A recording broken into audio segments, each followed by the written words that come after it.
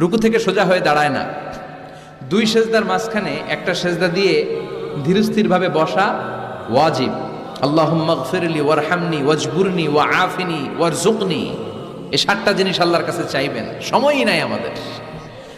সেজদা থেকে কোন রকম মাথা তুইলেই মুরগির মতো আরেক ঠোকর মারে, ডাকাত। এগুলো কি? বিষ্ণু বললেন এগুলো ডাকাত। এরা নামাজ নিয়ে চুরি করে, ডাকাতি করে। এজন্য নামাজের মধ্যে ধীরস্থিরভাবে সালাত আদায় করতে হবে, তাড়াহুড়ো করা চলবে না। বিশ্বনবী মেরাজে গেছে কয়বার? কথা কয় না। আর আমাদের প্রতিদিন 5 বার মেরাজে যাওয়ার সুযোগ আছে না নাই? বিশ্বনবী আরশের উপরে যে আল্লাহর সাথে দেখা করেছেন, আর আমরা আল্লাহু আকবার বললেই আল্লাহ চলে আসে। আল্লাহু আকবার, এটা ফিল করতে হবে।